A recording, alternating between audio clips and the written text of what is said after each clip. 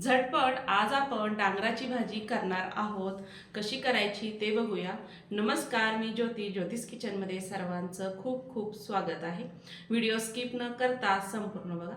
चला तर रेसिपीला सुरुवात करूया. डांगराची भाजी बनवण्याकरिता मी इथे अर्धा किलो इतकं डांगर घेतलेलं आहे.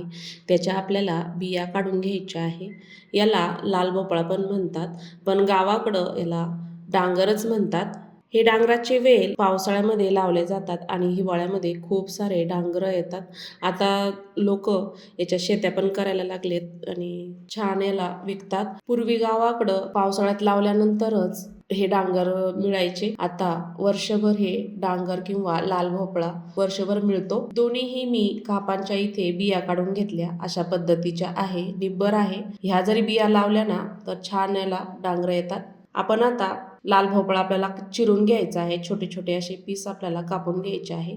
मी याची साल काढणार नाहीये, सालासकटच मी याची भाजी करणार आहे. छान चव लागते. जर याचे घारगे बनवायचे असले तरच याची साल काढतात. सालातच त्याचं व्हिटॅमिन असतं. या पद्धतीने मी इथे छान असे चिरून घेतलेले आहे. सर्व भोपळा मी असाच चिरून घेणार आहे. आता इथे मी सर्व भोपळा चिरून घेतला या पद्धतीने आणि पाणी टाकायचं आहे. आपल्याला एका पाण्याने हा भोपळा धुवून घ्यायचा आहे, कारण मी हा दुकानातून आणला आहे, त्यामुळे धुवावाच लागतो.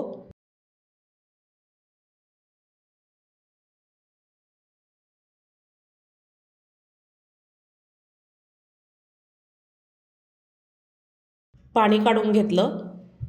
आपण आता बाजूला ठेवूया. इथे एक मिक्सरचं भांडं घेतलेलं आहे. त्याच्यामध्ये 7 ते 8 हिरव्या मिरच्या घेतल्या, थोडा लसूण टाकला आणि 2 चमचे इतके शेंगदाणे घेतले, कच्चेच घेतलेले आहे.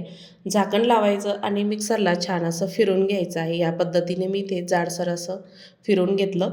गॅसवर आता कढई ठेवली, तेल टाकलेलं आहे 2 मोठे चमचे. मोहरी आणि जिरं छान तडतडेपर्यंत तळून घ्यायचा आहे. त्यानंतर आपण जो बारीक केलेला हिरवी मिरचीचा ठेचा आहे तोही यामध्ये टाकून घ्यायचा आहे आणि छान परतून घ्यायचा आहे. या पद्धतीने खूप छान होती भाजी. यामध्ये तुम्ही लाल मिरची पावडरही टाकू शकता, पण हिरव्या मिरचीने ही भाजी छान लागते, चवदार होते. त्यामुळे हिरवी मिरचीच टाकायची. छान परतून घ्यायची आहे. छान वास सुटायला लागला, त्यामध्ये आपण कढीपत्ता टाकूया. कढीपत्ता पण छान असा तळून घ्यायचा आहे. मसाल्यांमध्ये कढीपत्ताही छान असा तळून घेतलेला आहे. बारीक चिरून घेतलेले आपण ह्यामध्ये डांगर टाकून घेऊया. त्यामध्ये अजिबात पाणी नाही ठेवायचं, कारण डांगराला पाणी सुटतं. संपूर्ण पाणी काढून घेतलं धुतल्यानंतर. चवीपुरतं मीठ टाकायचं आहे आणि छान हलवून घ्यायचं आहे. मसाल्यांमध्ये डांगर छान मिक्स करून घ्यायचं आहे. जास्त काही साहित्याची गरज नसते. अगदी 2-3 साहित्यामध्ये हे डांगर तयार होतो. त्याचीच डांगराचीच चव असते, त्यामुळे दुसरं काही टाकायची गरज नाहीये. झाकण ठेवायचं आणि छान शिजून घ्यायचं. एक 7 ते 8 मिनिटांनी चेक करूया. भाजी आपली छान अशी तयार झालेली आहे. बघू शकता छान शिजलेलं आहे. डांगर शिजण्यासाठी जास्त वेळ लागत नाही. अगदी कमी गॅसवर मी इथे डांगर छान शिजवून घेतलेला आहे. त्याला पाणी सुटतं. अधूनमधून त्याचं झाकण काढून बाजूला ठेवायचं आणि हलवून घ्यायचं. छान आपली डांगराची भाजी तयार झालेली आहे. ताटामध्ये सर्व करूया. छान अशा गरमागरम चपात्या माझ्या मुलीने केलेल्या आहे.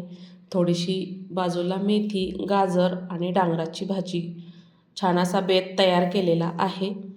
तुम्हाला आजची रेसिपी आवडली असेल तर ज्योतिष किचन चॅनलला नक्की सबस्क्राईब करा. बेल आयकॉनला क्लिक करा, म्हणजे नवीन रेसिपीचे नोटिफिकेशन सर्वात आधी तुम्हाला मिळेल.